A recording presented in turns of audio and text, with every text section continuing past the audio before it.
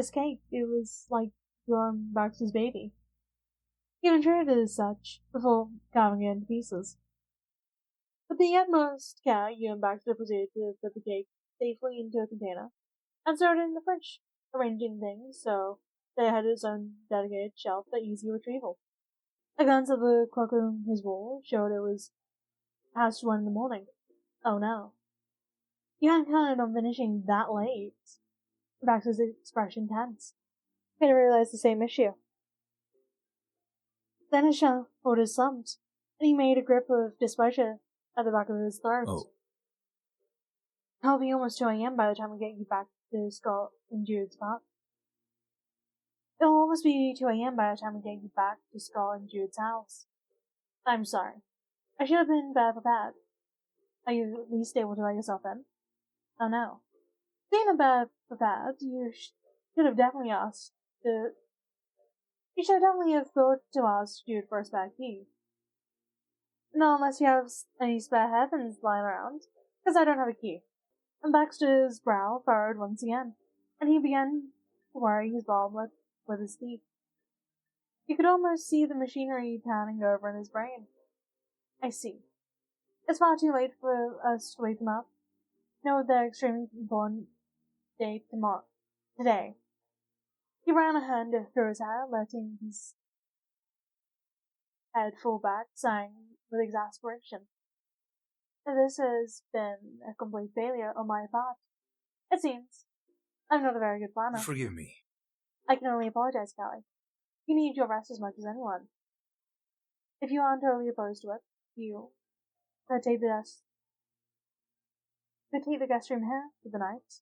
I keep it furnished just in case, though it is yet to see its use. You'd be welcome to sleep there. I can drop you back off at Scott and Jude's in the morning, so you'd still have an opportunity to get changed before the event. Okay, sounds good to me. Though you accepted the offer as calmly as you could manage, your mind was reeling. You were doing something you could have only ever dreamed of a few days ago. It almost didn't seem possible. Life could be pretty amazing sometimes. I know it's not ideal, but thank you for being flexible, Callie. Yes. We should get some sleep. Yeah, we should. Passing out in the middle of a wedding wasn't exactly on your bucket list. The two of you finally made ready for bed. Baxter showed you down the hallway to the guest room,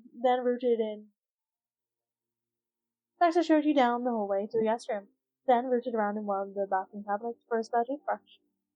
You didn't have pajamas, and Baxter seemed unwilling or simply too awkward about the situation to offer you any spares. That's fine. You managed with the clothes you had. After satisfying himself that you were as sound as you can be, Baxter bade a brief farewell. This is our temporary room. It is nice, and again, we have a TV. I love it, and this is so much more on point for Baxter. Sure, it's not black and white, but it's grey and the wall shades of grey. So, you can see where I'm coming from.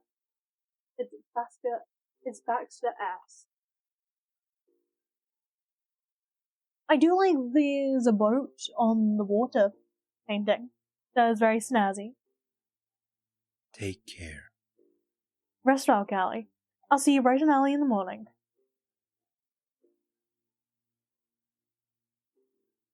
Sure, you'll be able to wake up that soon?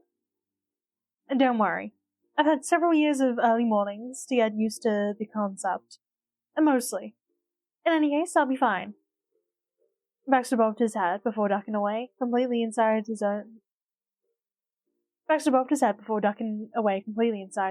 bedroom. He closed the door.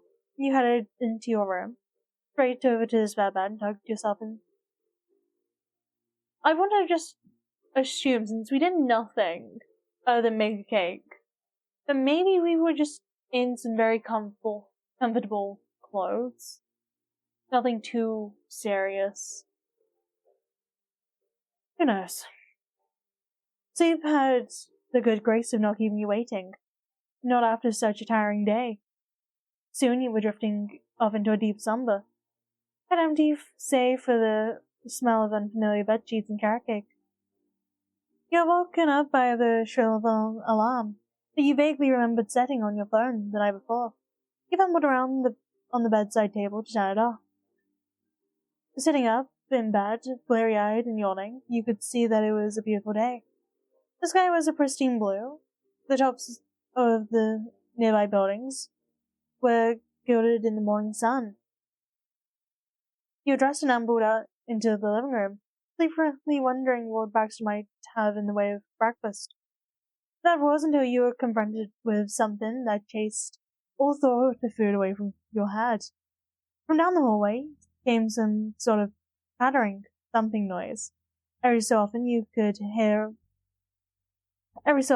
make out a muttered curse, and the sound of someone moving about. The door to the master bedroom was ajar, though you couldn't make anything out through the crack. The commotion was coming from inside. Was Baxter okay? He approached the door, curious to what the commotion was about.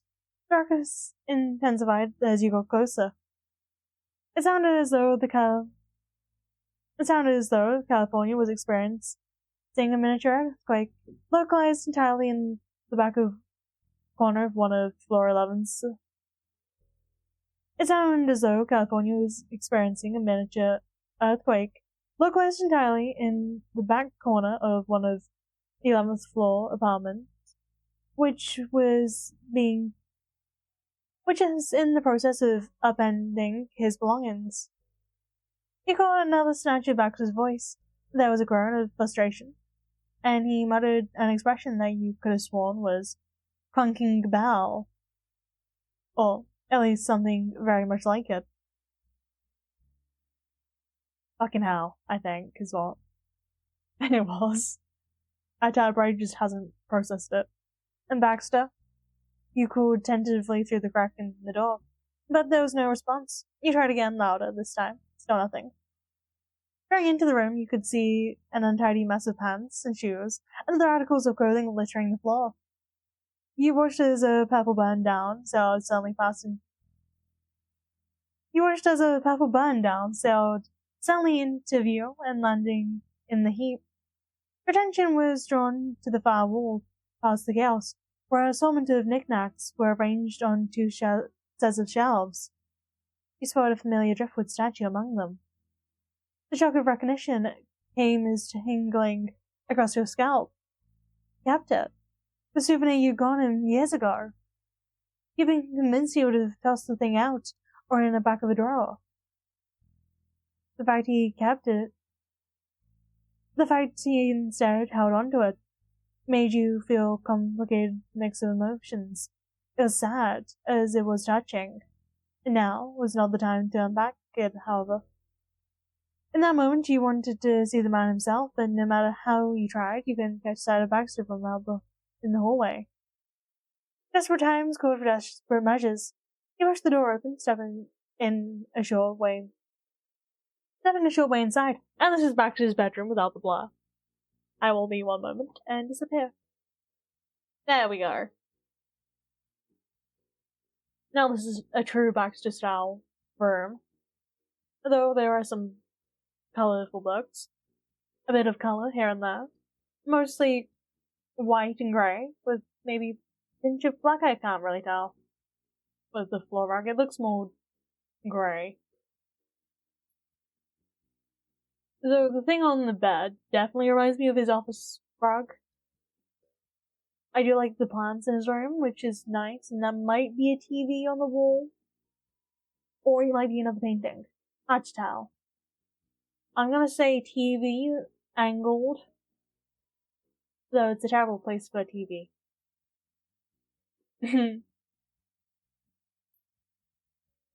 Oh, well. Did not mean to do that, I was on the wrong thing. On the same side of the room as the entrance, you discovered an opening to a walk-in closet. And at the far end of the closet, it took you a second to realize what you were looking at. There was Baxter in the flesh and almost nothing else. He happened to be rummaging through his collection of He happened to be rummaging through his collected wardrobe while only wearing boxes and a pair of socks. He had been facing away initially, showing his exposed back. Then he turned, and you were greeted with the full view of his naked torso. Then he was wondering what his boxes are. They are basically nude with leaves on them. And again, it makes sense because his favorite season is fall. When your brain caught up with what was going on, you couldn't stop yourself from letting out a little snort of amazement. And Baxter didn't style, having caught that of you in the corner of his peripheral vision. Terrible morning, isn't it? Hello, Callie. Terrible morning, isn't it? Your heart was pumping, your head was buzzing. He was, wow. Cute underwear. He was putting it mildly. Those things were downright charming. Never would you have guessed that Baxter would have a taste for foliage printed anything. You're a bit ashamed to be caught off. You're a bit ashamed to be so caught off guard by this fact. You still haven't quite accepted the fact that Baxter had grown out of the adolescent color palette. Those boxes suited him. Charming. Thank you. I do my best. Baxter spun on his feet and resumed his work without explanation. Your eyes kept being drawn to the places they really shouldn't be. And wait. You felt blood rush to your face as your eyes zeroed in on a second mole on Baxter's. One you had never seen before. It was on the rear side of his left thigh, very high up. It had to have always been covered by clothes. Even shorts of reasonable length would do the trick. You might not have ever seen it if not for this, whatever it was. You wrenched your gaze away, silently reproaching yourself for oogling him while his back was turned. It was being improper, even if he had been beyond impolite when he ghosted you for years. You momentarily lost your grip on language.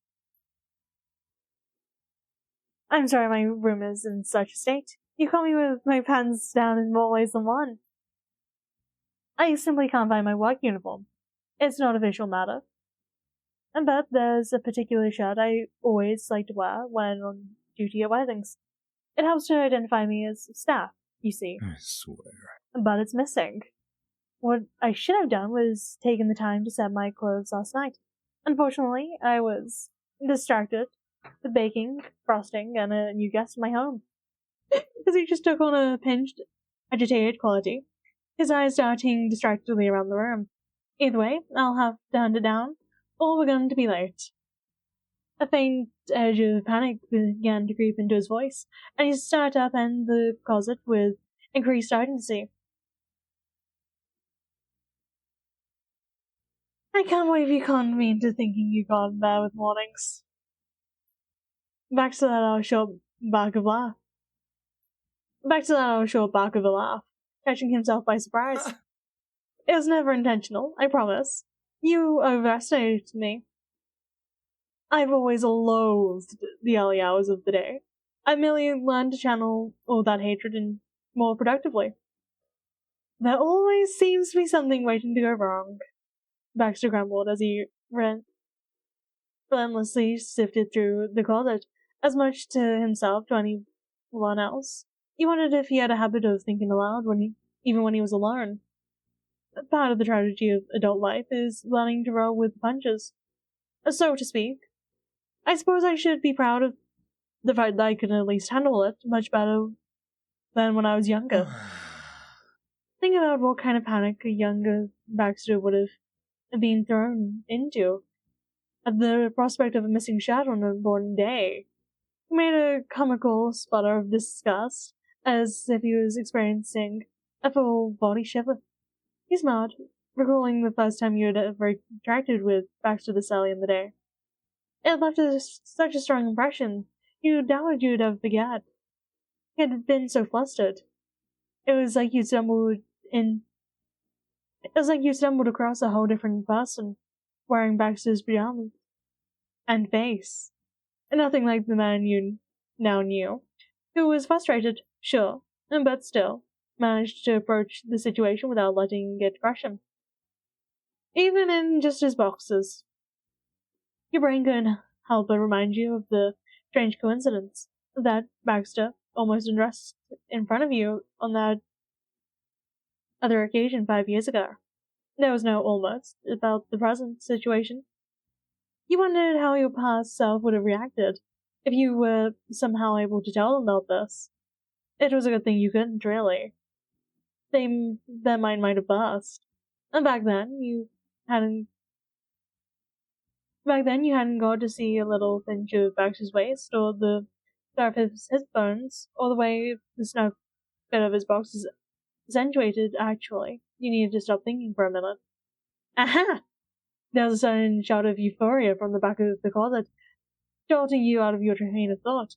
And Baxter stumbled back into the room with a black button down, clutched victoriously in one hand. Hallelujah! I found it. Finally! Honestly.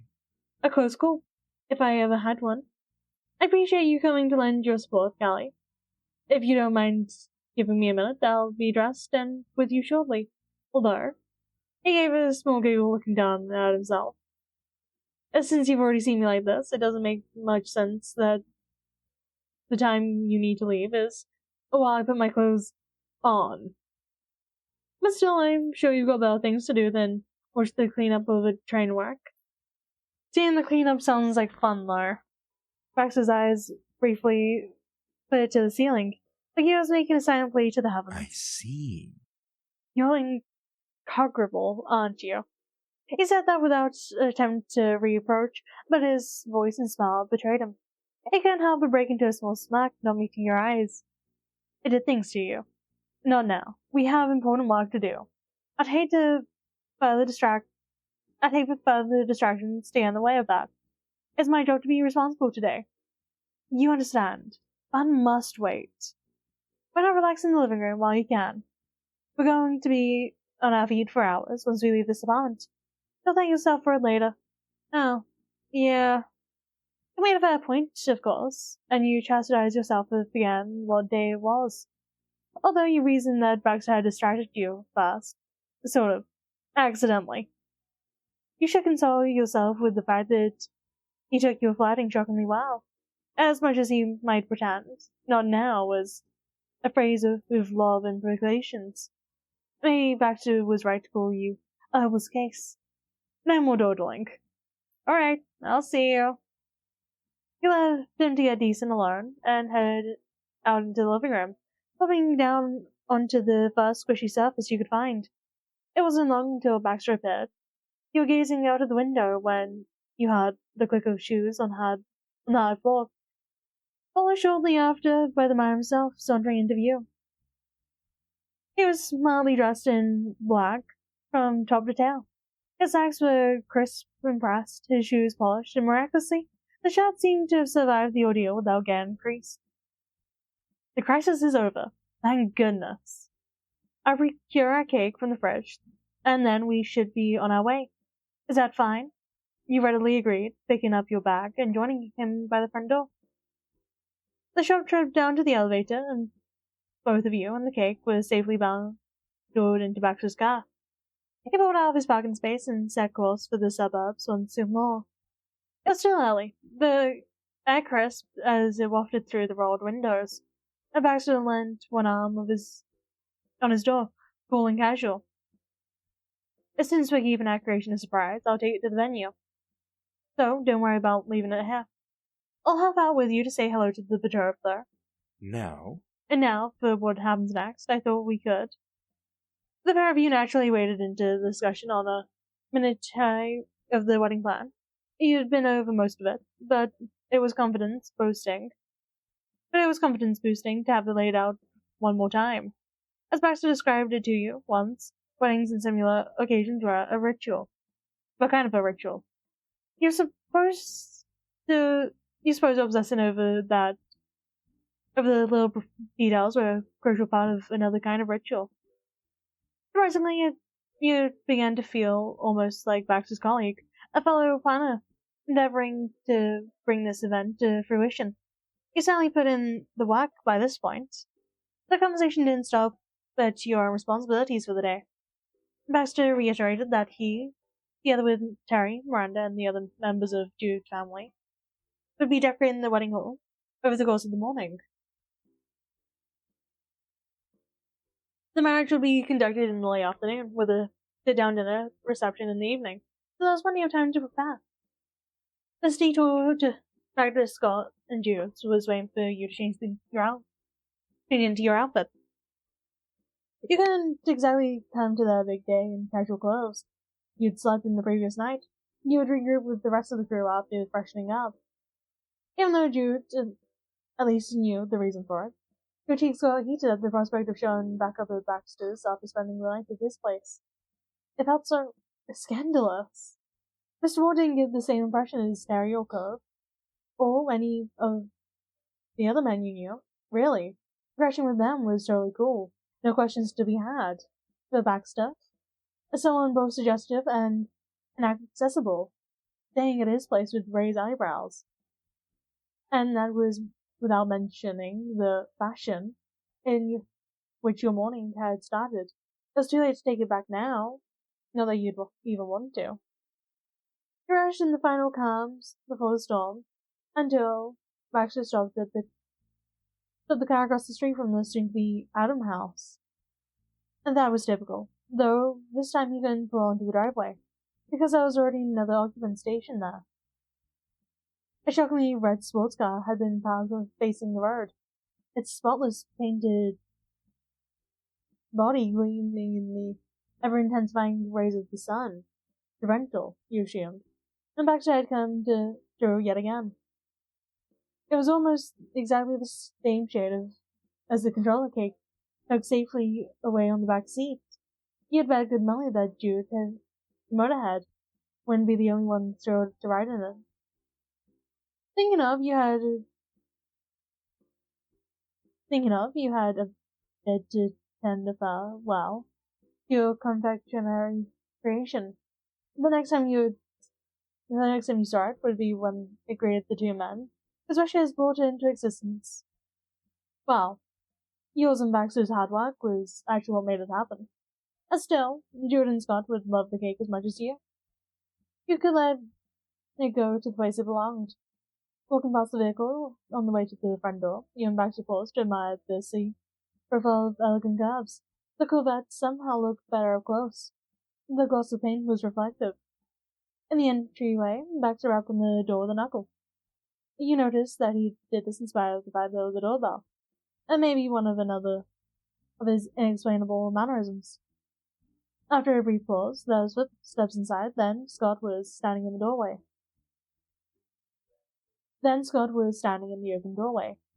He opened you enthusiastically, full of restive energy. Hey, welcome back. Oh, and Baxter too. Good morning. Being confronted by the groom you were in the process of keeping a secret from caught you off guard. It would be prudent to go over the plan for this. It would have been prudent to go over the plan for this on the ride over. And Baxter, however, had no problem acting fine under pressure. How are you? And good morning to you, Good morning to you, Scott. And how are you feeling today? Excited? Nervous? I don't know. Maybe both. No. Yeah. Definitely both. I thought I'd never sleep and there was more commotion in the hallway. Jude came up jogging behind to greet you over Scott's shoulder. You made it. Hey, you made it! How was your night with Terry and Randy, Callie? His demeanor was cool and calm, exuding with total confidence, despite the nonsensical question. You quickly surmised that sleeping over your friends must have been the cover story. You hastened to school your expression not wanting to give the game away. Oh yeah, it was fun. Oh yeah, it was great fun. We were up all night swapping embarrassing sibling stories. I'll never be able to look you the same way, Jude. You realized the brief flash of panic that crossed Jude's face before you remembered it was a work of fiction. Since you put stuff out from, you reasoned there was no harm in the law, do you think? Fortunately, Scott wasn't at least a bit suspicious. His mind was obviously preoccupied on more matrimonial topics. You could practically see the daydream bubble of Scott skipping down the aisle. I wanted to stop by, briefly, to see how you both were feeling before this afternoon, and happened to bump into Callie on the driveway. Well rested, Jude? It's good. Yep, I'm good. I somehow managed to get Scott to go to bed too. And that's true. Jude knows the art of relaxation. Of course. I don't even want to know what that implies. Of course. And it's wonderful. There's nothing to worry about on of course. It's wonderful. There's nothing to worry about on that front. Everything is running smoothly with regards to preparations. Hey, Baxter gave Jude a meaningful look, who cracked into a grin behind Scott's back. Message received. So you can focus on getting yourselves ready for your moment without concern. Although, if anything comes up, please don't hesitate to give me a call. You stifled a giggle through the exchange, in spite of yourself, seeing Baxter suavely passing veiled messages when he'd been such a frantic mess half an hour ago. Before was too funny. And Baxter cleared his throat, glancing at his phone. I best get to the venue, since everything is in hand here. Terry and Miranda have already arrived there. I appreciate this. Hi, don't let us keep you. And thanks, Baxter, for everything. We appreciate what you've done for us. Jude made as though to offer his agreement, although Baxter smiled and raised a hand to stem the flow of gratitude. My pleasure. You are too kind. However, it stands as my job is only half finished. I'll be too happy to accept your word since the wedding is over. To do so now would be premature. Sure, dude, but thanks anyway. Jude met your gaze as you said this, to include you in the sentiment. You certainly hope that your baking lived up to his rising hopes. And Baxter nodded and turned to leave, before double backing to catch you briefly by the elbow. I'll see you later, Callie. And Terry should come by to pick you up once you've had an opportunity to get changed. See you later, me man. Baxter smiled warmly and gave your arm a nearly